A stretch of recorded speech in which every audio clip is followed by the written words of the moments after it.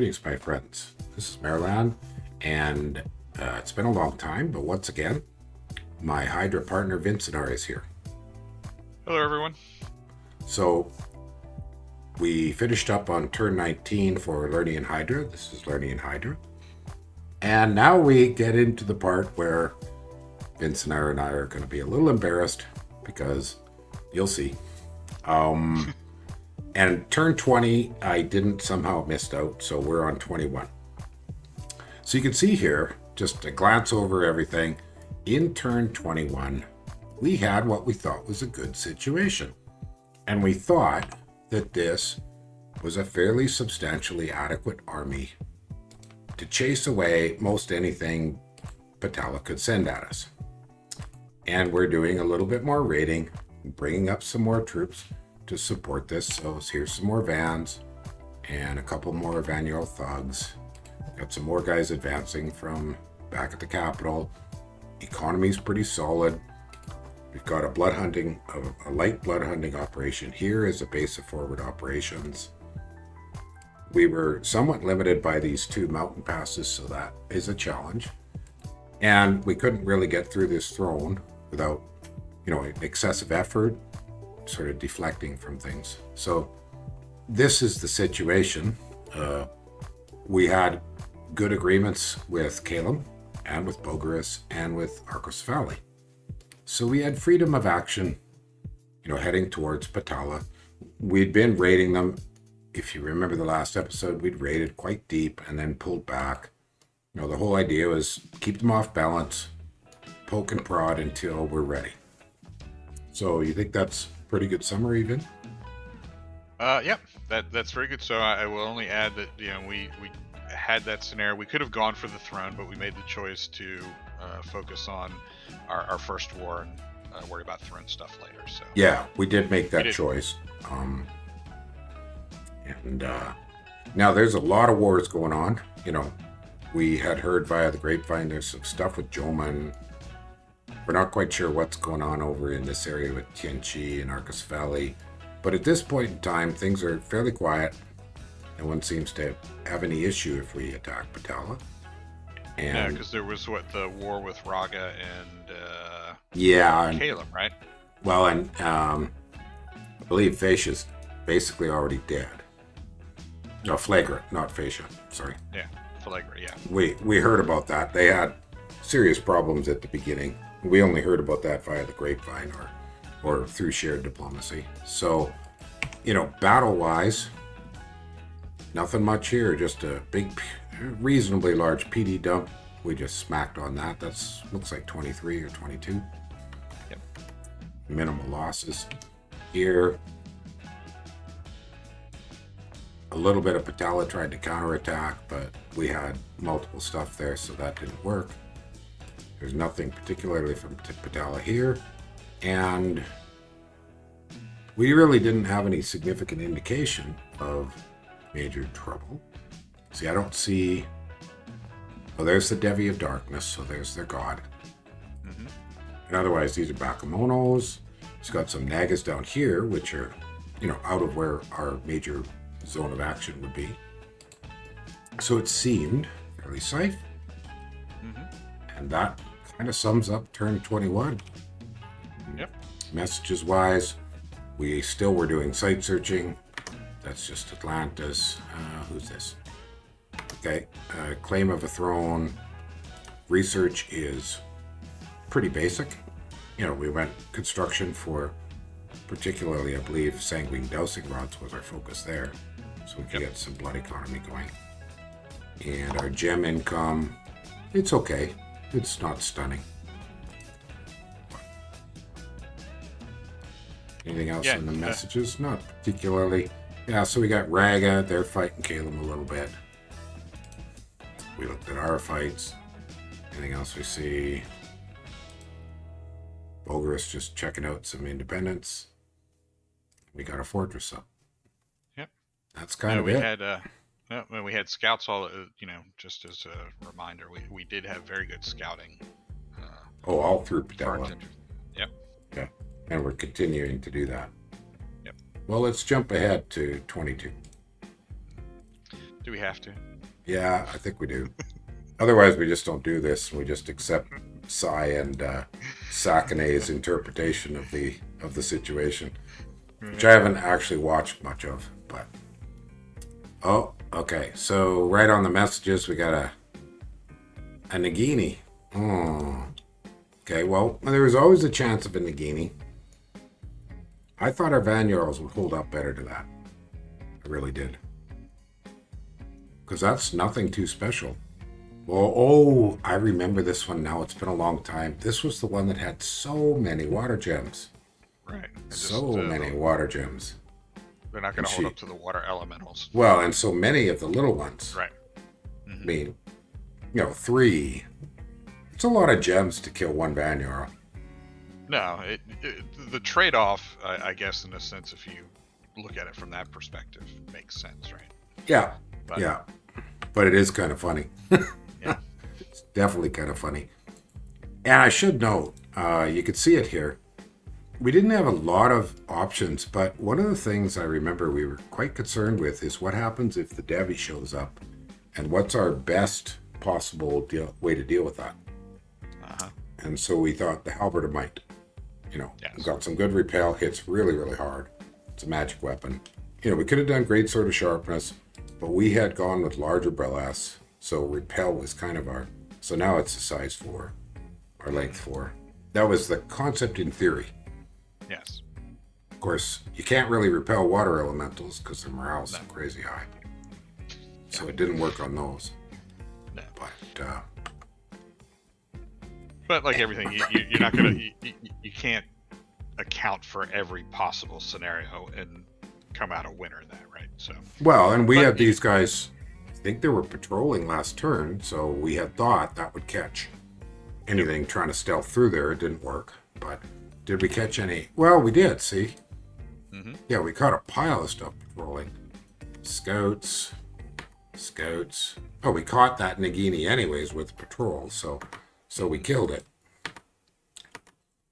But, so that's a minor loss. Not too troublesome. We dealt with that okay.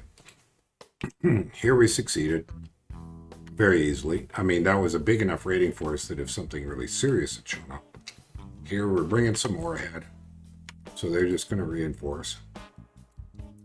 So we're kind of bringing everything we had with what is effectively a crossbow center line with 2 flanks of vans. Mm-hmm. And that's pretty solid. That's a pretty strong army. Mm-hmm. Back over here, we burned a few air gems to get some patrollers. Got a few slaves, not terribly good yet, but a little bit. Yeah, it is amazing how misreading the map slightly in reference to that province where we made the decision earlier on and not paying attention to those mountains, limiting our ability to get out of that province. Yeah, we missed that a little bit. Well, and another mountain over here. So when you need to leave. So probably this one, not so much that one, the population's a little low, but this one here probably would have been a significantly better base of operations. Yes. But when we planned this, I was thinking, well, this one's a little out of the way. It's safe from Bogarus. Mm-hmm. And, it lets us have blood hunting. On the other hand, I mean, these are Galdamen. So they can blood hunt and still fight. Yep. No, so I think that if you had any troops there, it was hard to get them to reinforce anything like the province to its northwest. Absolutely. The forest. Yeah, that's, hindsight, that's what we look at sometimes where you're like, oh crap, I missed that. And yeah, we missed that. Pretty big detrimental impact on potential strategy. Same thing with moving into Patala there to the west, was just being able to get to that mountain province if you didn't pay attention. Another area to put pressure on that you couldn't get to easily. Yeah, we did miss that a little bit. I should just make a quick look. We did upgrade these to get the 2 commander points, and so we were making Volvas, which makes sense, researchers. We got this one up here. We ran a little out of money to upgrade it, but we're still making Volvas there. In hindsight, I wish we hadn't bothered with the owl quills, because I think the problem with that is they're fine and dandy, except we have so much need for air gems. And eventually we really need them. I guess I'm doing a little spoilers here, but Yeah. No, I mean, that goes to the point, like I talked about, this was my first late age game, and not really understanding the impact that the lesser amount of gems can have. If you're just used to playing early age a lot, you get used to always having a pretty good gem income regardless. Relatively, yeah. Yeah. I'm not a huge fan of owl quills. They're cheap, they're low research, but the boost is 6 for 5 gems, so it's not the greatest. No, but for someone like Vanheim, where research is super important because you have limitations, that's usually the path or the standard the meta people take, is you start pumping out air quills as quick as possible to get the research up. So, but maybe where we missed out there is we had Volvas, which are very cost effective, plus Magic 3, so we didn't really need it. And Galdeben are pretty cost effective. So, anyways, I hardly ever play any of the Heims, and this definitely wasn't.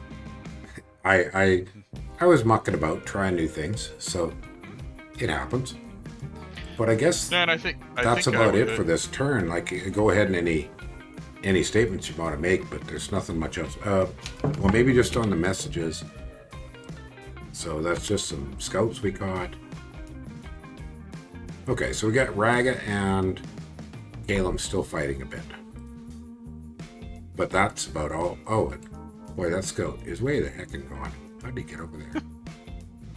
He must have been one of the first, and I just kept pushing him forward. Well, I think I just wanted to keep an eye on Thrones. Yeah. Okay.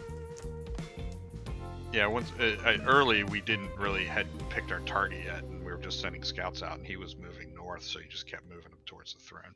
Yeah, and we were keeping kind of a close eye on Arcus Valley, because you just never know. But the big issue there was when we saw that they had the shipbreakers earlier, I went, I do not want to have to deal with shipbreakers right now. No, and I think that was one thing Sai brought up in his video, was like that when, it's always hindsight when you can see the other players. We couldn't see where Arco was specifically going, but that province where they built their castle there, whatever province number that is, what is this, 56? Yeah. We were going there, but they moved one turn. It's just a question of timing sometimes. Well, he bought the shipwreckers right there. Yep.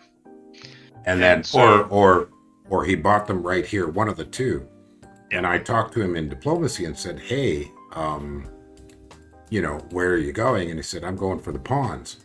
And I thought, well, we could contest that, but we didn't have vans in the area at the time.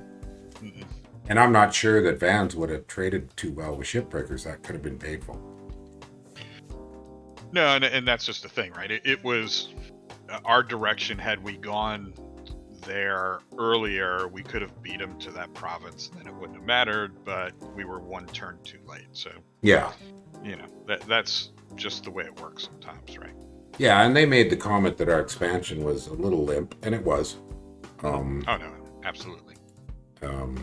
For a couple of reasons. One, I think a couple of the armies I sent out were a little too small.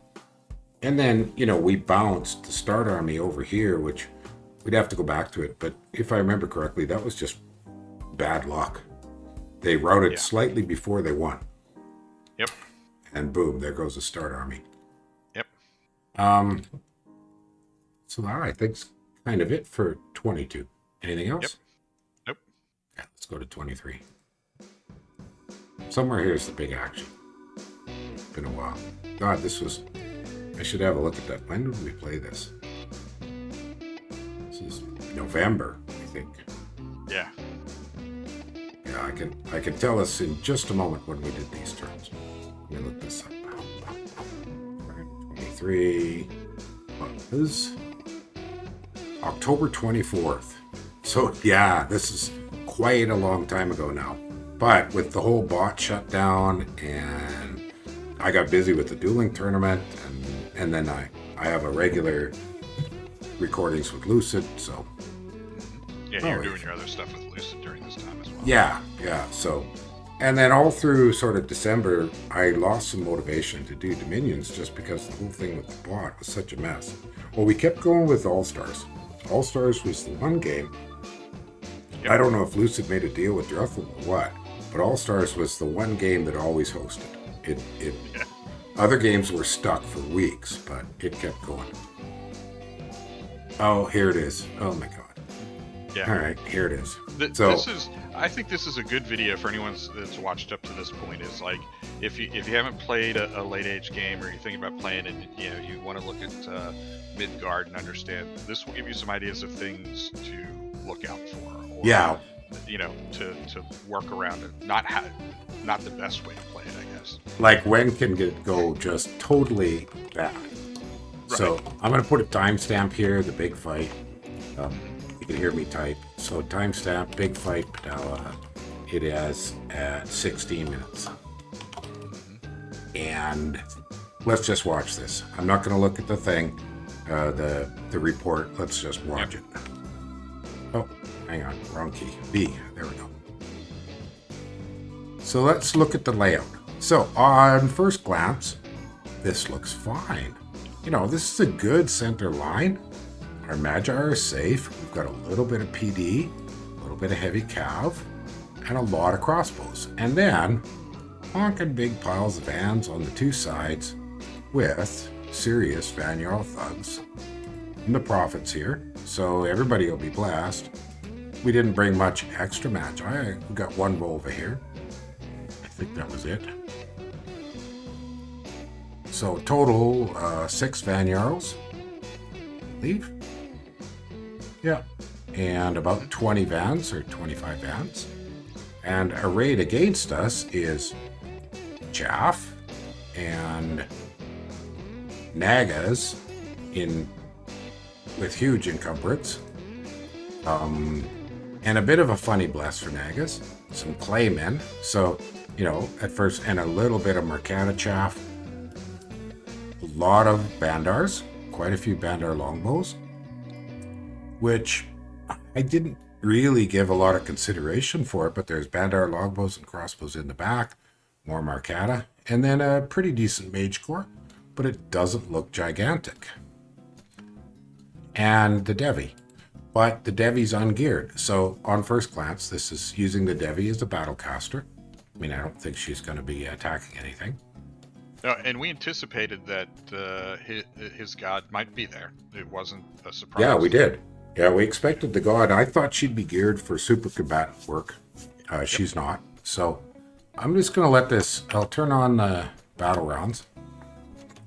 So they put up a communion, not to be surprised. So there's a good number of yogis. Let's see who's the, Bereth is the master. So when we get to it. So these are all prepared. Okay, so I suspect, and here is the shocker. Here is the shocker. Communion Master, and she's been empowered in fire. And she has fire gems. Now, who the heck? I would never have expected this for Patala. If I'd seen their hero, the Golden Naga, I'd have considered this more likely. But this caught me off guard. I was trying to do the math of, what does this cost? 50 fire gems for a nation that doesn't get fire gems natively. And how the heck did they search for fire in the first place to even find any fire gems, except maybe through luck? I was really caught off guard. But anyways, you could see where we're going here. This is, and we've got, Legions of Steel went up, I think. Right? She's casting, let's see. She's probably casting Legions of Steel and Strength of Giants. Yeah, Legions of Steel. Yep.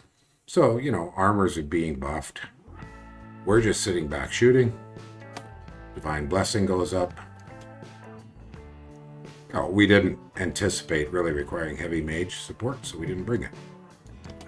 And you have far more experience understanding the monkey nations versus me.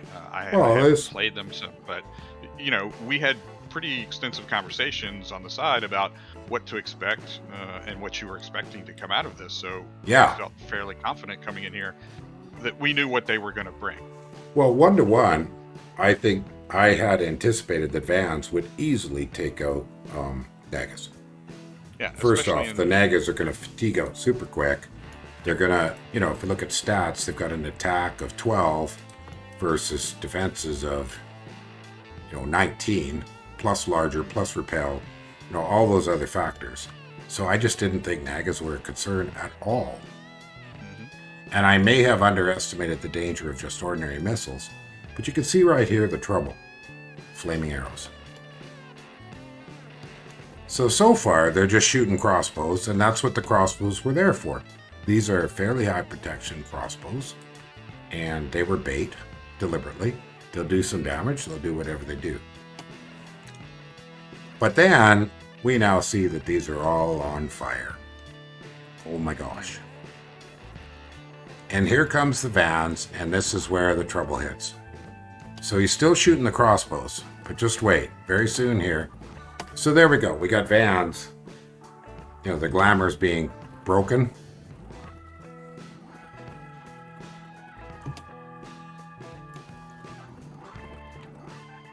And then they kind of trickle in.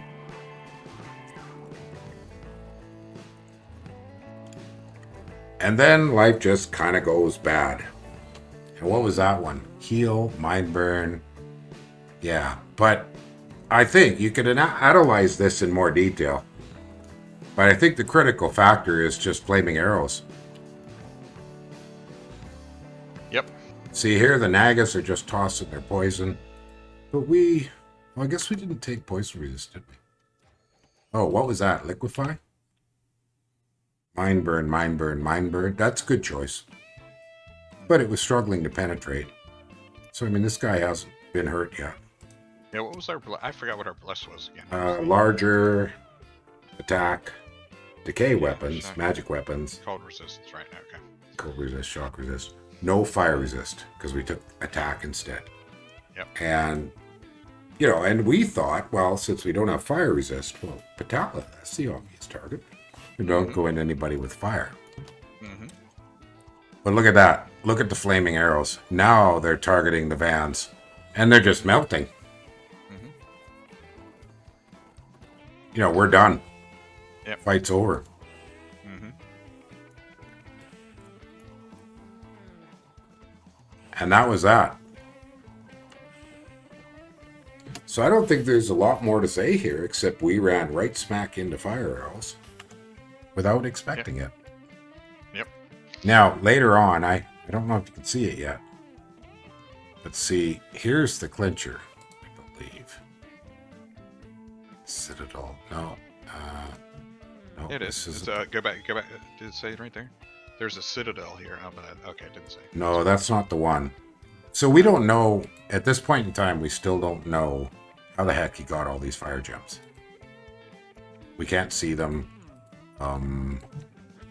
We had no way to expect that Patala would have had what looks like about 100 fire gems. And we see this gets worse as time goes on. So now we run away. What else do we do? Run away. Right. Run away. But seriously, you could do a more complicated analysis, but I think it's very straightforward. The flaming arrows wipe out our crossbows, make them run. As soon as they run, they all target the vans, and the vans just melt. And the total losses were, we killed his chaff. We killed a lot of bandars, like they didn't hold up. We never got to the archers. We didn't do so well, but the Nagas held back and shot. But look at this, 32 vans. 32 vans. Brutal. And 2 van arrows. Just brutal. So, in hindsight, we advanced too far, and we overcommitted to one location, and we didn't keep up our bouncing about. But I seriously had thought we would win a 1-to-1, and he would be forced to try to dodge us or fiddle at us or poke at us, do some attrition, and we would be able to siege his capital and, then raid from his capital. Yep. Now, I was wrong. And I think you were in agreement with me. We both thought this would work. Yeah. No, I mean, yes, the idea is knew it would go into sort of one battle, but we wanted to take out a large portion of his troops, and then be able to force the offensive with minimal losses. It turned Right. out to be the opposite of what we expected. Exactly.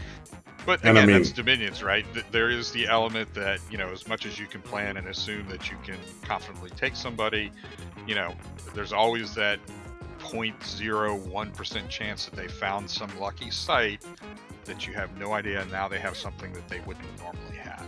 Yeah. And this is just very unexpected. Now, Because we found out later, it was a citadel or something, well, right? we'll get to it in a Oh, it's in the we, later. Okay. we see it, I think, coming up here where we actually spot it. Oh, So okay. I don't want to give that away. Okay.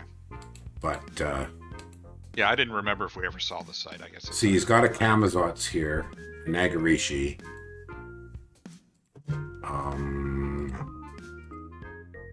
No, in a few turns here, we start seeing Fire Magi. Adepts of Pyrophlegeton, I believe, is who shows up. And we do see that. So, anyways, we'll get to that. I mean, at this point in time, our recording is so delayed that we're going to have some spoilers no matter what. And that's okay, because the game is way past it, and we're not spoiling it for people still watching the game. I mean, Sai and Sakane, I believe, are long past this one. I just wanted to put up our perspective on, oh my God, what happened? And I remember just, it was just huge groans when we saw this turn. Mm-hmm. Brutal. Nope. Lesson learned. I like this overly attached girlfriend. That's pretty funny. Now, I should just pop out briefly and confirm it was. So the guy playing the primary on Patala is an absolute Patala expert. And that is Castronomical.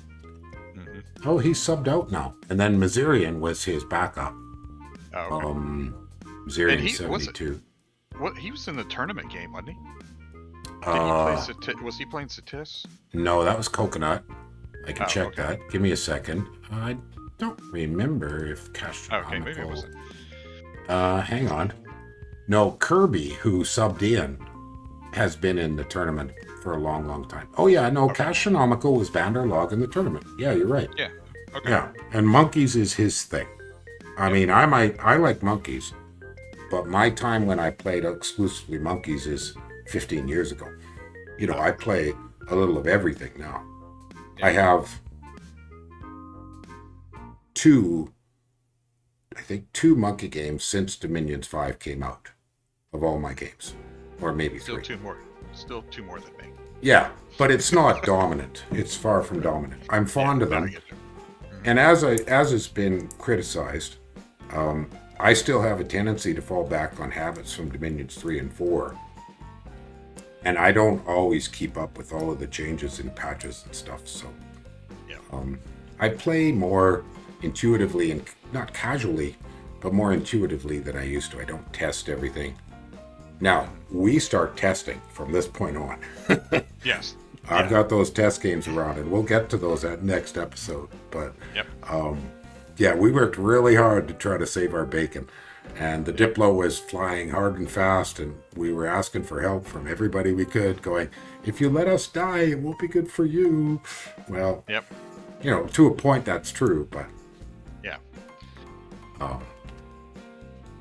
It was really how do we salvage the situation and at least maybe stay in the game, right? Or punish them. Yep. So, which, we were working hard at the punish. Can you punish someone that you attacked first? Is that really well, you can make sure they don't win either, I guess, is the best. Punishment might not be the right word, but you can at least see. Usually, I've been in the other foot here, where I'm the one being rushed, and I just make them pay so badly that they lose too. I know that situation. This one was different. I don't rush very often. It's maybe an error in my playstyle, but not an error, but it's. I get this hesitancy because, man, I know that rushing so often is just death for the rusher and the rushee. Yeah, and I don't have a lot of experience, but in my limited play times that I have done, in any whether I've been the one, usually I've been the one that's rushed. It's never worked out well for either one of us, right? But Yeah, yeah, usually I am able to inflict enough that they end up either in a couple times got taken out before me, yeah. or they finished me off, or they left shortly after I did. In respect to that, so I don't. I've never seen it work well, but then again, I'm not playing at the level of usually in games with Lucid inside to begin with, so maybe it's Well, some different in people that make respect. it work well. I think it's related to the meta of the community you play in. I tend to find it's not a terribly effective strategy in games on Lucid's Discord because the skill level tends to be very high. Hmm. Well, we have hit 30 minutes, and this is a good spot to end. So only 3 turns, but we had some good detail to cover. So I'll just let everybody know. I think Vince and I will be back, trying to be a bit more regular on these, but there's life challenges. There's a lot going on. And just a Yep. plug here, if you want to play some fast and furious low commitment games, drop by the dueling tournament. Easy peasy. Cool. All right. Any final words? Nope. Thanks, everyone. Thank See you. you next time. Have a good day.